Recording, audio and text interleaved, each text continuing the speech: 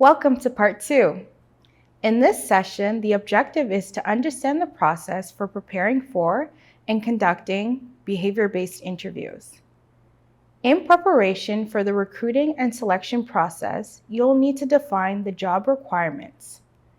It will give you a clear understanding of the position in terms of what are the key accountabilities for the position, what are the credentials, qualifications, and/or educational requirements you are seeking in the candidate?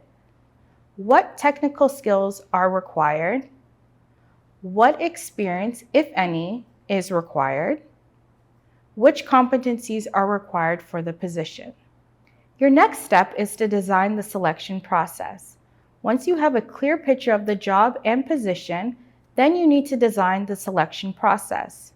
Your agency may have a standard process in place. You should ensure the process you design is aligned with the organization's interviewing and selection policies, procedures, and guidelines. This step includes things such as identifying who will be on the hiring team, determining the screening process, determining the interview process, which includes who will set up the logistics of the interview process, who will conduct the interviews, which competencies will be covered in the interview and by each interviewer. If conducting multiple rounds of interviews, you will need to determine which competencies will be explored in each round. How many interviews will be conducted with the candidates? Will there be any additional assessments or testing required as part of the interview process? Who will set up the logistics of the interview process? Will there be any additional assessments or testing required as part of the interview process? Arranging a meeting of the hiring team to evaluate candidates and make a selection decision. Planning the reference check process. The recruitment and selection process is best explained using the funnel analogy. You might get a large number of applications for a vacancy. A structured screening process should narrow the list to a few shortlisted candidates and lead to the best successful candidate for the position. The most important tool you'll need in conducting behavior-based interviews is the Behavior-Based Interview Guide. It will guide you through the interview, and it includes a script of the key points to cover in the interview, the competencies for the role that you will explore with the candidate, targeted questions for each competency, which identifies which questions you'll ask, space for taking notes during the interview, an interview summary page to capture the interviewer's assessment of the candidate. Let's review the 4 phases of the interview and selection process. First, prepare for the interview. Second, conduct the interview. Third, assess the candidate. And fourth, make a selection decision. Preparing for a behavior-based interview involves reviewing the competencies required for effective performance in the role to ensure you have a clear understanding of them. Reviewing the candidate's resume and application. Reviewing the job description so you have a clear picture of the requirements for the job. This includes the key accountabilities, tasks, skills required, and any educational or certificate requirements. Most of this information can be found in the job description if available. Reviewing and revising the script in the interview guide, arranging a quiet place for the interview. Now, let's take a closer look at the interview itself. A behavior-based interview should take approximately 90 minutes to provide you with time to gather enough behavioral data. This slide shows a typical breakdown of the timeframes for each component of the interview. As you can see, the bulk of the interview is spent on the behavioral-based component. It takes time to gather behavioral data, and you need to count on approximately 10 to 15 minutes per competency, which is why you'll likely only have time to cover 4 to 6 competencies in a 90-minute interview. The more senior the position, however, the more time you will likely need to explore each competency. So in some cases, you'll only be able to cover 4. In opening the interview, your intent is to establish rapport by greeting the candidate. Introduce yourself and your role. Have a couple questions ready, such as, did you have any problems finding our office today? or are you enjoying the weather, to help put the candidate at ease. You then review how the interview will work, including the purpose and flow. Remind the candidate how long they have to interview or how long the interview will take, and let them know how you'll be taking notes. This step gives you the opportunity to explore the candidate's resume and address any questions you may have. Focus on the candidate's previous jobs and experiences, education, and training that are most relevant to the job in which you're hiring. The interview guide will provide you with the key questions to ask the candidate when exploring their career history. At this stage, you'll begin to get a sense of the candidate's skills and knowledge. Note any information you would like more detail on, and remember to probe for it in the next step. Remember to ask the candidate what caused them to make the job choices they did along the way. This information can give you some interesting insights.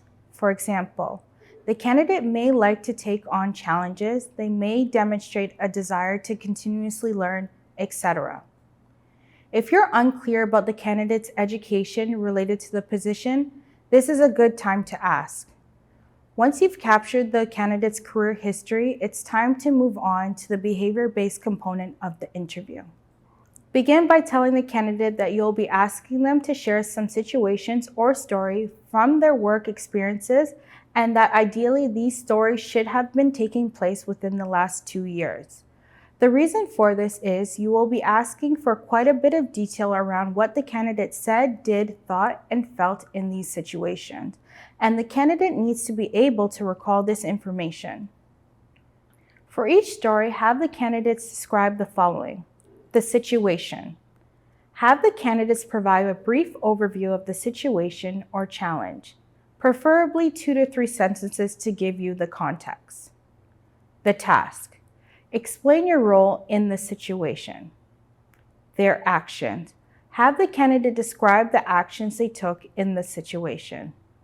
The results. Have the candidate describe the results and the outcome. Remind the candidate to speak in first person to focus on I versus we, and let them know you will likely be interrupting them as they probe for necessary level of detail. Lastly, ask the candidate if they've had any questions. Once you've obtained the context, have the candidate tell you about the situation in detail and the actions they took in the situation. Probe as needed to get sufficient codable data. Probe for what the candidate said, did, thought, and felt. Keep probing, gathering codable data, and taking notes until the candidate has come to the end of the story. At this point, ask the candidate if they have anything else to add before moving on to the next question or competency. Let's go back to the beginning and take a closer look at how this portion of the interview unfolds. Getting a good overview of the context is extremely helpful. Here's an example of a good situation description by a candidate. We typically hold various fundraisers throughout the year to raise additional funds for some of our unique programs. I know that given current economic climate, what we have always done in the past wouldn't work, so I wanted to come up with a new way of raising money. I did some research and seized an opportunity to hold a different type of fundraiser. This kind of description provides you with the context for the story the candidate will tell you. This is helpful to find out what led up to the situation to provide more context when the candidate elaborates on the response by stating, I noticed the amount of money we were raising had been declining year over year for the past few years, and I wanted to consider new opportunities for increasing the funds we raise without requiring more work. This gives you a good idea about the complexity of the story itself. Once you have a situation overview that is a high-level description of the story, it is time to start getting into the detail and gathering quotable information you'll need to make an informed selection decision. This is done through probing. As we mentioned at the beginning of the session, questioning and probing skills are critical for effective behavior-based interviewing. One of the best kept secrets about interviewing is probing for the candidate's intent and the reasons behind their actions. This is done by asking the candidate what their thinking was. Probing for intent will help you identify which competency the candidate is trying to demonstrate and at what stage. Let's review the following example to understand the value of probing for intent. To illustrate this, imagine a server working at a diner. You see the server quickly assisting a customer. Are they rushing the customer because they want to be done their shift, or are they trying to provide good service? It depends on why she's doing or why she's bringing the order so quickly. To find out why she's demonstrating that behavior, you need to ask her. For example, if she says she's bringing the order quickly because she wants to seat another customer so that she can sell more food and beverages, she's probably demonstrating a competency related to achieving results.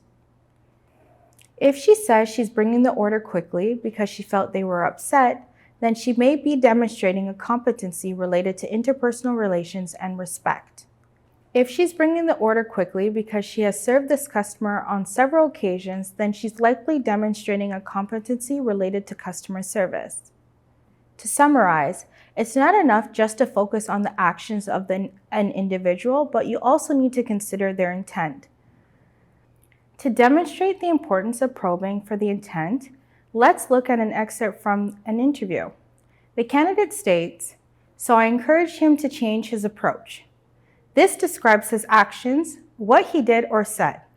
This interviewer knows to probe for the intentions behind the behavior, so they ask, "What is going through your mind when they said that?" When the candidate offers the additional response, "I wanted him to understand that his behavior was disruptive to the team," we can see why understanding both the action and intent are critical to accurately identifying the correct competency. When listening to the candidate's story, keep probing so that you gather sufficient codable data. These are examples of probes you can use. Who was involved? What did you actually say? What did you do? What were you thinking? What was going through your mind? How were you feeling? How did you feel when that happened? What happened next? How did that situation end? What was the outcome/result? Your follow-up questions or probes should be short and to the point. The more complicated they are, the greater the chance they will be leading the candidate, which is, as we mentioned earlier, will not get you the codable data you're looking for. It is advisable to stick to these or similar questions, particularly as you develop your behavior-based interviewing skills. The graph on the screen illustrates how you use your probing questions. There is a preferred balance of probes. Most of your time will be spent gathering information about what the candidate did and said and prompting them by asking what happened. These are questions that get to the action. You will also need to probe for what the candidate was thinking at the time to get their intent. Finally, ask the candidate what they are feeling at the time.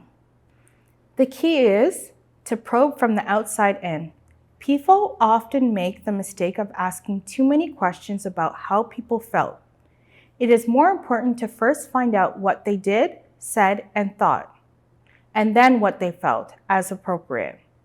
Your role is not to play psychologist, but rather get the detailed account of the actions and thoughts behind the actions.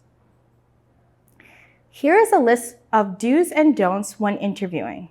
Do's: develop rapport, follow a consistent interview guide for all candidates, use effective interviewing and probing techniques, and keep questions in the past tense. Remind the interviewee to use I instead of we as appropriate. Keep interviewee focused on what they actually did versus usually do, and stay out of the wood. Listen actively and take lots of notes. Don't. Ask leading questions, accept we comments, violate legal requirements, ask questions that shift the interviewee into present, future, and conditional tenses, accept personal beliefs, values, and philosophies, and lastly, play psychologist. When it comes to note-taking, the goal is to record enough information so you clearly understand the context, what actions were taken, what thoughts and feelings were experienced by the candidate, and what the outcome was. What you want to make sure you have is codable data that you can link to the behaviors of a particular stage in a competency scale. With regard to legalities, the accuracy of notes is very important. There may be circumstances where a candidate may have the potential to gain access to your notes through legal means, for example, the Ontario Human Rights Code. So you want to make sure that they're as unbiased and objective as possible, and the best way to ensure that is to capture detailed notes, as detailed as possible. Don't interpret during the interview and never write anything you don't want the candidate to see. Please make a note to discuss with your HR department regarding requirements of the organization about keeping interview notes on file. One of the most important things to do is become completely familiar with the competencies you will be exploring with the candidate. Being familiar with the growth stages will help you understand the type of information to record and help you probe. Remember, if you don't hear it, you can't code it. You need to get enough information so that you can go back and make the connections. Keep lots of paper on hand in case you need more for note-taking.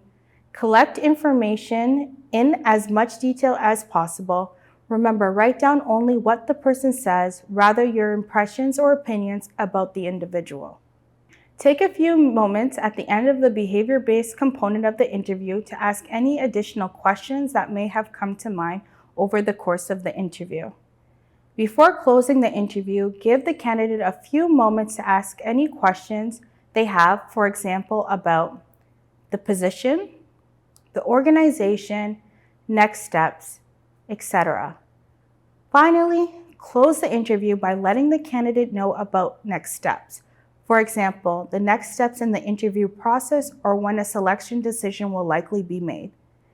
Thank the candidate for their time. This type of interview takes practice, particularly around knowing when to probe, when you're getting codable data, and when you have enough to move on. One potential problem is the interviewer asks questions that are too complicated. This can lead to the candidate being unsure on how to respond to follow-up questions. A possible solution is to keep your questions simple by asking questions that start with how, who, then what happened, and what did you do to help focus your questions. Another potential problem that the candidate gives too much information too fast or the information is scattered. This is hard for the interviewer to code. A possible solution is to say, I'd like you to slow down a bit. Will you go back to? Or, I am not sure I understand that sequence. Could you walk me through it? Additional potential problems could include when the interviewer probes for details too soon. The interviewer should first let the candidate give a broad picture of the story, then probe for details. Candidates not remembering the actual words in a conversation could present another potential problem. The interviewer could say, just give me the flavor of it, or what sort of things did you say? Even though at the beginning of the process we try to put the candidate at ease, you could find a candidate that still seems uncomfortable. A solution could be for you to let the candidate know when they have given you the appropriate level of detail by saying, that's exactly the kind of information or detail I am looking for. When a candidate cannot remember a specific incident, a solution might be to remain silent to give the candidate a chance to think. If necessary, say any of the following. Is there anything else you have done in previous job or at school? Was there anything else you did during that time? Or can you give me an example from your work or personal life? Another possible problem is a candidate says more about the philosophy of doing the job and remains abstract or vague or discusses hypothetical situations. A response could be to ask for specific examples. You can say the following. Can you give me a specific example of a time when, or what did you actually say to them? Here are two more potential problems that you can address so you are prepared for any interview. The candidate may be hesitant to answer a question because they're concerned about revealing confidential material about themselves or others. To reassure them, you can say, I don't need any names. I just need to understand your role in the situation, what you did, thought, and felt. Finally, another common problem is the candidate may ramble or talk about topics unrelated to the situation. To get them back on track, you might say, I wish we could talk more about that, but I really need to hear about a specific incident. Now you can practice behavior-based interviewing. Now that you know about interviewing, we encourage you to do some mock interviews. To practice the behavioral-based interviewing process, we encourage you to collaborate with a colleague or an HR department of your organization to set up mock interview process. You may consider practicing in trios for the mock interviews. You can take turns in one of the three roles. Interviewer. The interviewer would select a competency and 2 targeted competency questions from the behavior-based interview guide. When selecting a competency to explore, discuss your selection with the interviewee to ensure it is a competency around which they have situations to share. For example, try to select questions where individuals are more likely to have an opportunity to demonstrate the behaviors associated with the competency. Open the interview and establish rapport. Set up the behavior-based component and ask the competency question. Get the situation overview. Probe for detail around the actions and result for one competency. Interviewee. The candidate will do the following. Think of a situation or story. Respond to the interviewer's question. Observer. The observer will do the following. Observe the interview. Focus on the interviewer, complete an observer checklist, provide feedback to the interviewer at the end of the interview. Once everyone has played the role of the interviewer, take a few moments to reflect on your performance and the feedback you receive and make notes with ideas for what you would do differently in the next round.